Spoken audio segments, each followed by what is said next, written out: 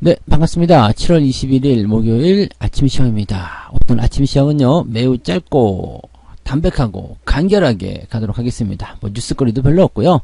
네, 여러분들 뭐 그냥 흐름도 좋기 때문에 네, 슬렁슬렁 묻어서 한번 좀 넘어가자 이거죠. 네, 왠지는 아시죠? 네, 에헴. 자, 오늘 시장 보시면은요, 사실 뭐 그 대단한 뉴스거리는 없습니다. 그냥 거의 비슷한 그런 형태 모습이고요. 기업 실적들이 주목하는 모습이었습니다.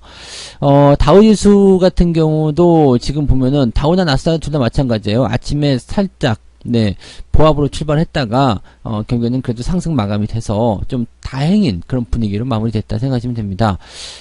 흐름을 보게 되면은요, 지금 일단 뭐 다우지수가 플러스 0.15, 그 다음에 나스닥이 플러스 1.58 올라왔어요. 이 정도면 괜찮은 거예요. 괜찮은 거고, 이제 뭐 악재라는 부분들이 시장을 괴롭히지 않았다, 이런 식으로 해석할 수도 있는 내용이거든요. 그러니까 전체적으로 뭐 흐름은 네, 아침 시점보다는 오후가 더 나은 그런 형태의 양봉 흐름이었다 보시면 되겠죠. 자, 대신에 이제 유럽 같은 경우는 일제히 하락해서 마감이 됐어요. 지금 상승 출발했다가 밑으로 밀려버린 모습이거든요. 자, 이런 모습 도대체 왜 일어났을까? 일단 아시아 증시가 괜찮았잖아요. 분위기 좋았고요. 그래서 뭐 전체적으로 분위기를 끌어올린 상황이었는데 일단 상승 출발 오케이 좋았어. 그랬는데 주가 좀 떨어지는 형태로 갔습니다. 왜 그러는지 한번 유럽 증시 시황 한번 볼까요? 밑에 있네.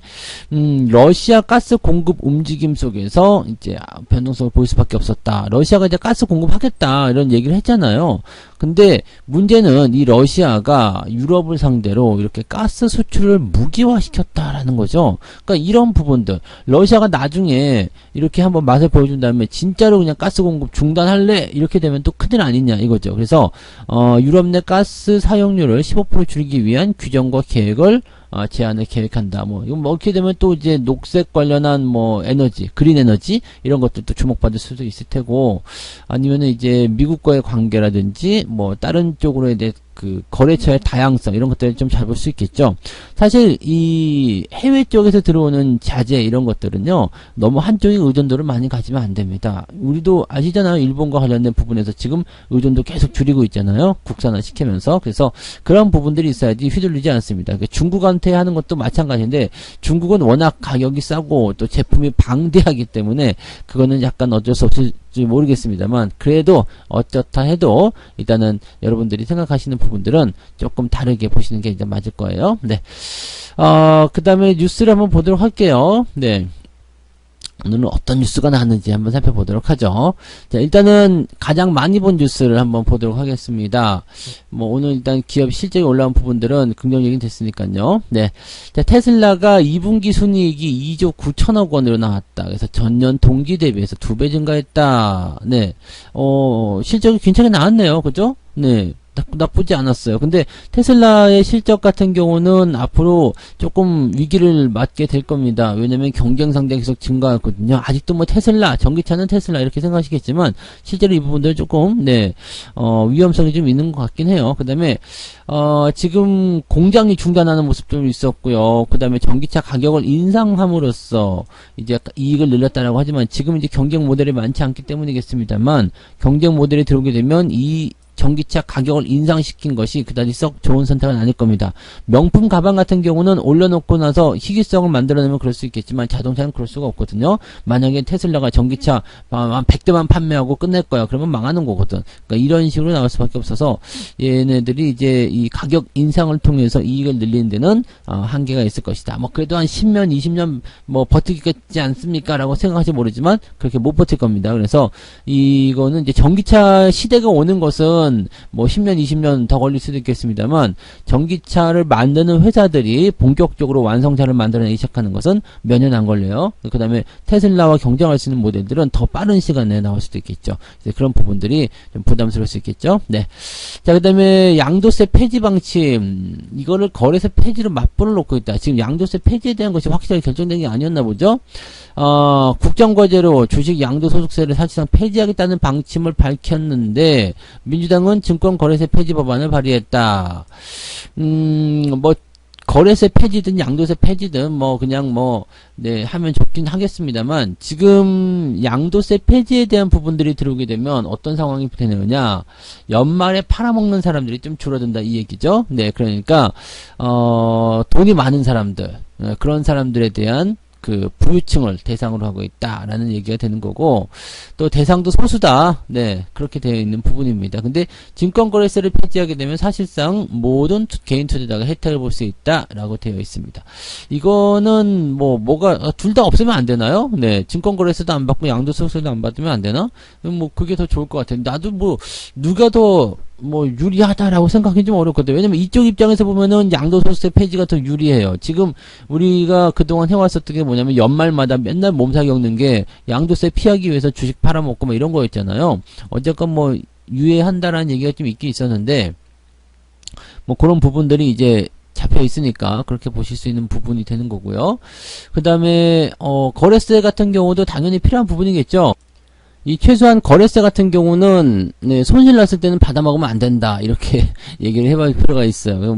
농특세 내는 거야 당연히 그럴 수 있겠습니다만 손해까지 보고 세금까지 내야 되면은 짜증난다 이렇게 얘기가 될 수가 있겠죠. 그러니까 이런 것에 대한 어떤 법 개정이 좀 필요하지 않겠느냐라는 생각이 들 수가 있겠죠. 어떻게 보면은 번 것에 대해서 세금 내는 게 당연해라고 할 수도 있겠죠. 그러니까 양도소득세를 유지를 하고 증권거래세 폐지하는 게 어떻게 보면 더 도움이 될 수도 있습니다. 근데 이 양도소득세 에 대한 부분도 약간의 이제 그 텀을 좀 주면 되는 거죠. 이게 너무 내려와 있으니까 이것도 약간은 문제 아니겠습니까? 그래서 양도소득세를 아예 그냥 유지하고 증권거래세를 폐지한다. 이게 어떻게 보면 맞을 수도 있겠지만 양도소득세의 그 유지 범위를 지금 종목당 3억 원, 이렇게 하면 그 대주주 소득세 이렇게 나가는 것도 아니잖아요. 그러니까 실질적으로 보게 되면 이제 양도소득세를 유지하고자 한다라면 종목당 10억이다.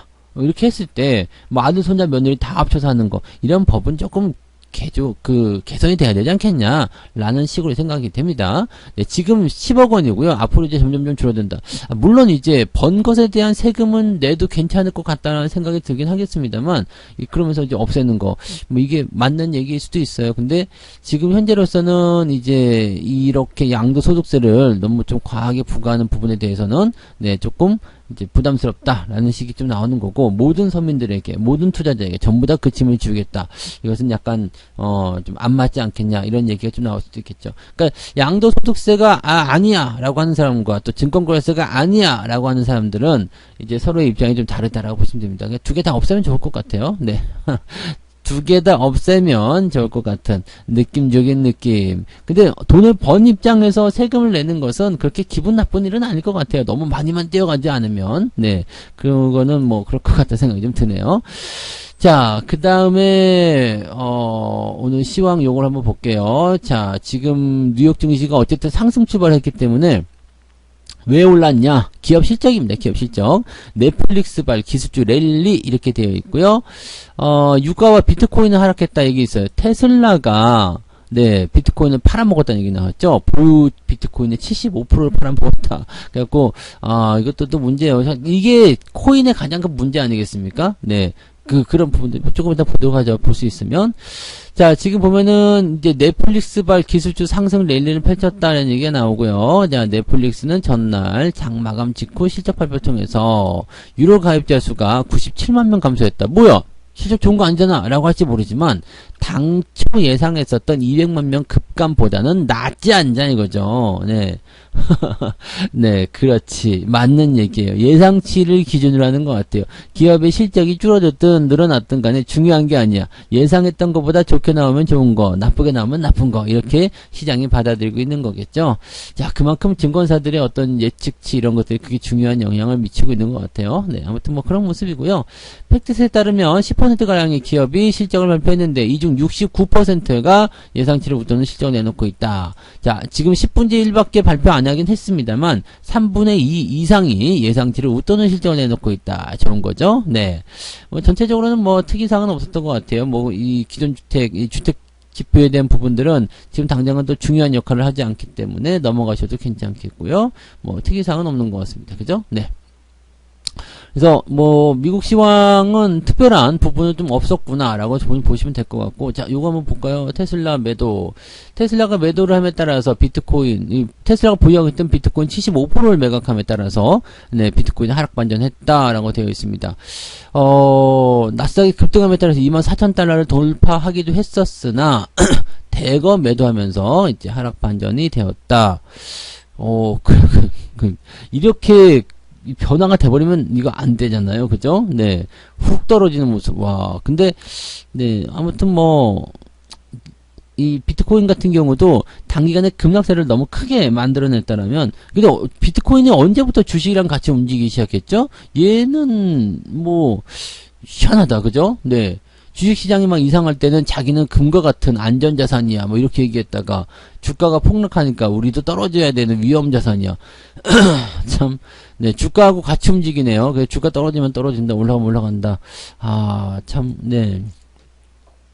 근데 지금 보니까 아까 보니까 유가도 좀 떨어지는 모습 좀 있었다는 이야기가 있었잖아요. 유가 좀 떨어지고 뭐 이렇게 분위기가 좀 이렇게 잡혀간다라는 얘기가 있었잖아요. 그러니까 그런 거 보시면은 전체적으로 이제 막 변동성을 보이던 그런 것들이 많이 이제 좀 줄어드는 그런 모습으로 가고 있는 것 같다 생각은 좀 들어요. 그래서 그 정도 보시면 되겠죠. 네. 뭐 특이사항은 지금 오늘 없는 것 같아요. 그죠? 그 다음에 저거 뭐예요? 그 루나 테라에 대한 네, 검찰 조사 들어간다는 얘기도 조금 어제 본 것 같고요. 네, 기업들 실적이 이제 거의 대부분 주요 포인트고요. 그 다음에 테슬라가 보유하고 있던 비트코인의 이 부분을 이제 매각을 한다는 이야기가 나오면서 매각한 것으로 드러난 거죠. 그러면서 이제 비트코인이 이제 동공 지진이 일어나는 상황이 되었다라는 거고요. 자, 이마트 대형마트 의무 휴업 폐지 이렇게 되면은 사실 말이 좀 나오지 않을까 싶긴 합니다. 네, 이 시기에 맞는 얘기야 막 이렇게 나올 것 같기는 한데 그래도 주가에는 긍정적이다. 그죠? 요런 얘기가 나올 수 있겠죠. 폐지 가능성만 하더라도. 대형마트 월 2회 의무 휴업 폐지 가능성이 거론되고 있다. 최근에 실적 부진 등을 이유로, 네. 근데 이렇게 되면 또 더 들고 일어날 수 있겠죠. 니들만 실적 부진이냐, 우리는 오죽하겠냐, 이렇게 얘기가 나올 수 있는 부분이라서, 글쎄, 잘 될까 모르겠습니다만, 아무튼, 뭐 그런 모습이 있다 정도만 생각하실 수 있겠고요. 만약에 이게 대형마트 의무 휴업 폐지를 하게 된다면, 상황이 조금, 네, 긍정적으로 바뀔 수가 있겠죠. 이마트가 특히 수혜를 좀 받을 수 있을 거예요. 그 다음에 롯데쇼핑은 아닐 수 있겠지만, 네. 아무튼, 이마트를 비롯해서 대형마트 관련주, 또 이제 식품 공급주, 뭐 유통주들이 전체적으로 수혜를 볼 수 있는 상황이 된다라고 보시면 됩니다. 이게 국민 제한 톱10이라고 되어 있다고 합니다. 국민이, 제안을 한, 10. 나는 제안한 적이 없는데 말이죠. 네. 아무튼 여기서 국민 투표를 통해서 상위 세계 우수 제안으로 치러지게 된다. 아, 여기에 이제 최종 선정이 됐다. 그러니까 자기들이 하고 싶은 것들을 이렇게 쭉 리스트를 만들어내고 이 중에서 한번 골라보세요. 나 이런 게 있는지도 몰랐네요. 네. 근데 국민제안 홈페이지에서 국민 투표를 통해서 하게 된다. 이게 가능할 수도 있다는 이야기군요. 이런 이야기들 가능할 수 있겠는데, 물론 이제 이 코로나 때문에 다 같이 힘들었겠죠. 근데 대형마트가 힘들었다고 중소기업들도 안 힘들었을까요? 뭐 당연히 다 똑같이 힘든 거였잖아요. 근데 대형마트의 이런 실적이 감소했다는 부분 때문에 이거를 놔주겠다 하기는 또 조금 네 반발이 좀 심하지 않겠느냐라고 생각이 들 수가 있겠죠. 네, 뭐 그런 정도였을 테고요. 자, 다시 지갑을 여는 대륙 화장품 관련주들 소비주들이 올라설 것 같다.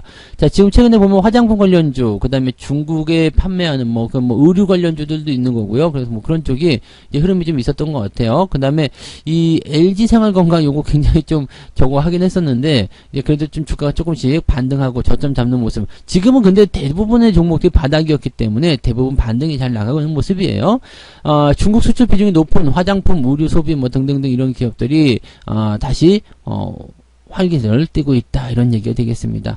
중국의 도시 봉쇄 장기화로 매출에 큰 타격을 입었었지만 봉쇄가 완화된 것도 또 중국의 소매 판매가 증가세로 접어든 것도 수혜가 되었다라고 얘기가 되었네요. 증권가는 2분기 저점을 기록한 이런 기업들이 하반기부터 네 회복을 할 것이다. 그래서 요즘에 이렇게 중국 회복 그런 부분 때문에 이런 소비 관련주들이 많이 올라서는 모습들이 좀 있었던 것 같아요. 자, 역성장하고 있었던 중국의 소매 판매가 상승세로 전환했다는 점도 여기에 도움이 되는 부분이었다. 네, 괜찮네요. 괜찮은 뉴스고요. 이런 종목들도 워낙 많이 내려섰고 이제 천덕꾸러기 취급을 많이 받았었기 때문에 네, 조금 올라갈 때 됐다고 생각하시면 되겠죠. 네.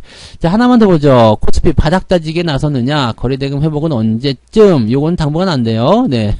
바닥은 다져서 주가가 올라갈 수 있지만 거래대금 회복은 쉽지가 않을 겁니다. 라고 생각하시는 게 맞습니다.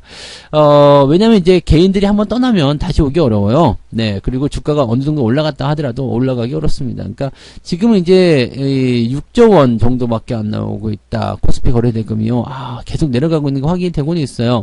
그러니까 실질적으로 거래대금이 많이 줄어든 상태니까 어떻게 돼요? 외국인이나 기관들이 들어와가지고 조금만 통 쳐도 주가가 많이 올라가는 모습이 좀 나타나기도 하죠. 그래서 증시의 어떤 상승 흐름이 연결되는 경우들이 제법 많이 보인다라고 보시면 되겠습니다. 근데 지금 뭐 코로나 시점에서는 이제 30조 원까지 올라갔었잖아요. 30조 원 어마어마했죠. 네, 이게 이제 고객 예탁금이 네, 이전에 30조 원, 그 다음에 지금 54조. 물론 이제 높다고 볼 수 있겠습니다만 계속 늘어나고 있는 부분들이 줄고 있다는 것이 이제 중요한 부분이 되는 거고요. 이 거래대금 같은 경우도요, 19조 정도가 나왔었어요. 많이 나왔던 데가 19조 정도가 지난, 작년 3월 정도, 19조 정도 나왔는데 지금은 6조 원, 네, 많이 줄었잖아요. 그럼 638, 그러니까 3배 이상, 네, 3분의 1 토막 이상으로 줄어든 모습이라고 보시면 됩니다. 예탁금이 줄었다는 거, 이게 굉장히 중요한 거, 그 다음에 거래대금 줄었다는 거, 굉장히 중요한 부분입니다. 개인들이 떠나고 있다는 얘기예요. 못 해먹겠다. 어디 예적금 집어넣자. 그 다음에 뭐 채권 사자. 이런 식으로 하고 있는 모습. 이거는 우리한테 좋은 소식인 거 아시죠? 네. 거래대금이 줄고 개인들이 줄어들었다는 것은 그만큼 겁을 먹고 있다는 거고요. 또 주가가 반등을 하더라도 따라붙지 못하고 있다는 얘기잖아요. 그렇다는 것은 네, 경쟁 상대가 많이 없어졌다는 얘기입니다. 그래서 이제는 바닥권에서 마음 놓고 살 수 있는 그런 날이 빨리 올 수 있을 거다라고 생각하시면 되겠습니다. 자, 오늘 소식도 뭐 이렇게 나쁘진 않네요. 나쁘진 않고 이번 주는 이제 대체적으로 그냥 분위기가 네, 그냥 괜찮은 것 같은 느낌적인 느낌이라고 생각하시면 되겠습니다. 악재도 별로 없어요. 그러니까 느긋하게들 대응하시면 좋지 않을까 생각을 하겠습니다. 그래서 그런 부분들을 최대한 좀 활용을 많이 하시고요. 시장은 언제나 여러분들이 보는 만큼, 하는 만큼 여러분들 결과를 가져다 줄 겁니다. 네. 책 조금만 읽어드릴게요. 네. 조급하게 거래하면 손실을 보게 되어 있다. 다만 조급하지 마라. 조급한 거래는 이득이 없다. 오픈 저가를 사고 오픈 고가를 팔라. 매매는 서두르면 서두를수록 손실을 보게 되어 있다. 오픈이라는 것은 한 5% 정도 얘기되는 거죠. 네. 그러니까 조금 더 싸게 사고, 조금 더 싸게 사고, 그죠? 조금 더 싸게 팔고, 조금 더, 비싸게 사라. 이런 얘기입니다. 그러니까 완전한 저점, 완전한 고점을 노리지 말라. 이런 얘기니까요. 너무 조급하게 그렇게 생각하실 필요 없고, 좀 느긋하게 보시면 도움이 되실 거라고 저는 생각합니다. 여러분들 모두 다 잘 되실 거잖아요. 그죠? 네. 오늘도 무사히 잘 넘어가시기 바라고요. 네.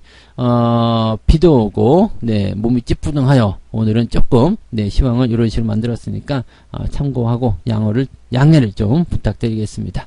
자, 장중시황에서 다시 뵙도록 하겠습니다. 고맙습니다. 본 방송에서 제공되는 모든 정보는 투자 판단의 참고 자료이며 투자의 최종 책임은 본 방송을 이용하는 본인에게 있습니다.